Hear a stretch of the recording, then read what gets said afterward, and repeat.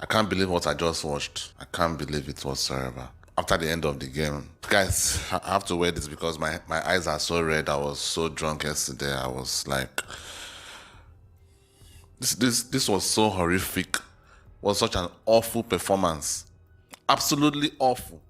And if I'm going to share the blame right now, I'm going to give it 50% to Ancelotti and 50% to the players.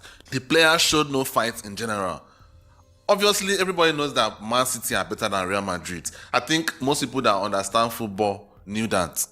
The only reason why anybody would have thought Real Madrid could win this game or win this tie was by vibes, by history, by heritage, by all that, those nonsense, not really nonsense, but things that don't really matter on the field for the most part. But it's a 1 in 1,000 situation it could happen. And it happened last season when Man City collapsed during the last couple of minutes in the second leg of last season's semi-final. That can happen 1 in 1,000 times. It's not going to happen every time. And I said it, I've said it on this channel before. Last season's Champions League was not something I was really glad with. Great. It was a great end result. Probably one of the most dramatic Champions League runs you would ever see. But it probably took more than 10 years out of my life. It took more than 10 years out of my life. Going through all that up and down, and the fact that the team was outplayed in all the matches. All except the first leg against Chelsea. Both legs against PSG, they were outplayed off the park. The second leg against Chelsea at home, they almost lost. They were losing by 3-0. Against Man City last season, they escaped by the skin of the teeth. There is only so long you can go with all this luck and vibes and all that. It's high time we get a real manager. Not all these old school managers that are just man managers with barely any tactics. Just man managers, vibes this, vibes that. And I'm not saying that Ancelotti is not a great manager, but his strength is not really the X's and O's, the tactical owners like the likes of Guardiola or Klopp, or these guys are like maniacs when it comes to tactics. Ancelotti is more of the man manager, the guy that will put his hand around players' necks, encourage them, and that is good. That is great if you have a bunch of great players in their prime. That can work. As Zidane's style of management as well can also work in that situation where you have a bunch of big stars in their prime who know what to do, but just need some encouragement. But when you have a bunch of young players and a bunch of old cargoes, that's a problem. You need some tactics. How can a manager as experienced as Ancelotti go out against Manchester City at their home without a defensive midfielder? Are you like? I'm trying to respect the man. He's an old man. I want to say, are you stupid? Because it was a very, very stupid move. But I'm not going to call him stupid because he's an elderly man, and I'm not going to do that. Against Manchester City with what? At least they could have gone with what they played last season when they played Valverde on the right wing. Then still play a DM. That's what happened last season. Madrid still had a DM playing with Kroos and Modric, which was Casemiro, and had Valverde to see help them out. The first leg against Man City last season that Madrid considered 5 goals, Casemiro did not play. That was part of the reason why we were so leaky. How the hell did he think it was going to work differently this season? With Kroos and Modric being 1 year older. Is this man, like, I don't understand. Kroos and Modric 1 year older, and you are playing them alone in the midfield. Kroos as a DM, what were you expecting? And now I'm seeing online Madrid fans are saying, sell Valverde, do this, Valverde is shit. Why wouldn't he be shit? When he has to cover for two people that cannot move in the midfield. Why wouldn't he be shit? This is crazy. Even I, as an amateur person that has never coached a day in my life, I could see that coming from a mile away. But obviously, if he uses it and it works, everybody will keep quiet. I've seen some Madrid fans complain about this. Like, I'm in Madrid forums. I see it. They complain about the fact that why is he not playing a DM? Why is he playing Kroos in the DM? It does not work. They will complain before the game, and if it works, they say, Ancelotti. This is my problem with fans. Fans are so fickle. They have a feeling about something, but after the game, if the result goes well, They almost forget about it. They don't even talk about it anymore. But to be fair to a lot of Madrid fans, when the lineup came out, a lot of them were like, why are you not putting out a DM here? It just didn't make sense. So I had to be fair with that. I had to be fair to a lot of Madrid fans on Madrid forums when I saw it. A lot of people shared the same sentiment that I shared by not liking the lineup. But I'm very, very sure that if the game went well, they would have come out here and be saying Ancelotti is such a genius. But I would have never said it. I have said it good enough. I have record. This is one of the reasons why I started this channel, so that I will have record on what I said. And I've been saying it. The last season's Champions League was not because we were better than every other person. It was because of vibes, luck, heritage, whatever you want to use. Not because we were better. So I'm not really surprised. This result was coming. It was coming. Madrid has been... I saw a video on Tifo Football. I think he said, how long can they keep getting away with it? That particular video was the truth. Go and check it out. It was very, very clear that at some point, Madrid were never going to keep getting away with it. At some point, it was very clear.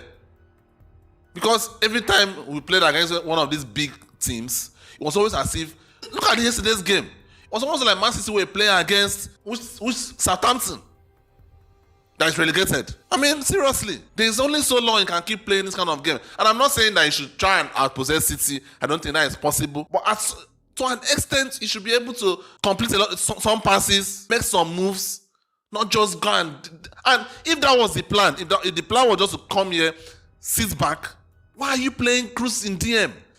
I mean, when the first half started, I was like, wait. Because I saw the team sheet, I was like, okay, let me give this man the benefits of the doubt. Maybe he knows what he's doing. But he comes out here with Cruz in DM, Modric, a guy that is almost 40, that should not even be playing at this point, but he's so good that he's still good enough to play.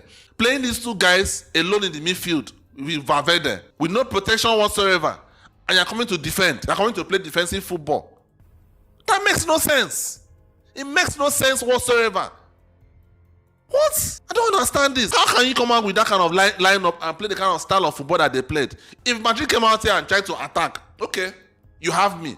Then maybe you are thinking like, okay, we have to try and outscore these guys, anyhow it is. But they came out and were defending with that kind of lineup. Makes no sense whatsoever. Jesus Christ. Anyway, bygones be bygones. I'm not really sad about this whole thing in terms of losing the Champions League. Like I said in my last video, I don't really care about winning the Champions League anymore. I've seen enough. I've witnessed enough Champions Leagues in my lifetime. And also, winning back-to-back Champions Leagues is not something that should be happening all the time. Like, the fact that Madrid has done 3 straight is an anomaly. It can't happen. It's not something that will happen a lot. So, I wasn't really expecting to win back-to-back this season. So, I'm fine. I'm fine with losing. But the way in which we lost is the problem. The way in which we were trashed. Not just trashed. The scoreline did not tell the whole story. The scoreline did not tell the whole story. That game could have easily ended 8-0, 9-0, 10-0. Easily. Courtois needs a pay rise. Seriously. He needs a pay rise. He should be the highest paid player in the team at this point. He needs a pay rise. Because without him, Madrid would have absolutely had the biggest embarrassment in club history. Basically, a bunch of high school seniors versus elementary boys. That's what it was. It was not even high school seniors versus high school juniors. It was high school seniors versus elementary boys. This was embarrassment. Absolute embarrassment. And I hope that was the last game that Ancelotti ever coaches for Real Madrid. Because I'm not saying he's not a great manager, but he's not a great manager for this particular version of Real Madrid. He's not a great manager for that. Same thing with Zidane. Some Madrid fans are so enamored with the three-peat that he has. What style of Zidane's coaching makes you feel that he's the right guy for this particular Madrid? I don't understand how some people think. We don't have great players in their prime. We have a lot of young, great players, but they are still young. And you have old cargoes. So right now, we need a manager that can handle a transition. Improve young players, phase out the old guys. Because I have nothing against the likes of Modric, Cruz, Benzema getting 1-year extensions. I have nothing against that. I think they have earned the right to leave the club when they want to. But with the likes of Ancelotti or the likes of Zidane or Raul or any of these other Madrid legends, whatever.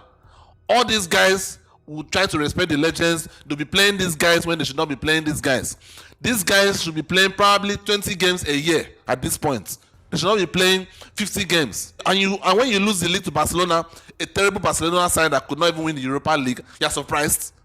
You are surprised by that you cannot even win the La Liga. Why would you win the La Liga when you have playing guys that are so old that cannot even play more than 20 games at their peak? Why do you think you win the La Liga? I mean, but I wouldn't be surprised if Perez calls up Zidane and signs him. That wouldn't be a surprise whatsoever. He'll probably take the safe route instead of going for a revolutionary manager. We need a manager like Klopp or Guardiola. Obviously, we can't get any of those two guys. But someone like that, someone that actually has some revolutionary tactics, modern tactics, not all this man management vibes, all this nonsense. This is ridiculous. I could lose 4-0. I mean, we've lost embarrassingly against Barcelona a lot of times in the last decade. I'm used to it. Sometimes Madrid just gets trashed. But the way in which we were trashed was the problem. And Barcelona has really trashed us, and it was actually on this level was the 6-2. But even the 6-2, we had some chances before the game went out of hand. We had some chances. This game, we were absolutely like children playing a bunch of veterans. What the hell? This was so embarrassing. Okay. I think I'm done with this video because I'm going to start insulting some people right now. I don't want to insult anybody. But I'm not going to, I don't expect any improvement. I'm already seeing now Madrid fans online saying, buy this person, buy this person, buy this person. Typical Madrid fashion. They'll probably go and make some panic signings and sign some players that will come and flop. I hope they don't do that. Perez has been very good in terms of not going into panic and signing anybody willy-nilly.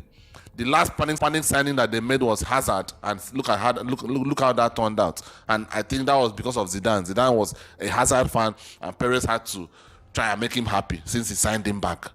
And I hope that doesn't happen. We don't need those kind of signings. It should be calculated. It should be planned. Not just, oh, we've lost this game now. You have to just go out, sign whoever, sign this guy, sign this guy. I hope it doesn't end that way, but this is Madrid.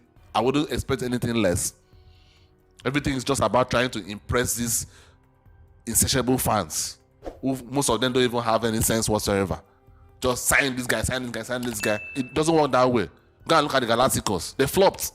So I hope it's not the case. I hope it's a planned movement, planned signing, not just signing for the sake of it. I hope so.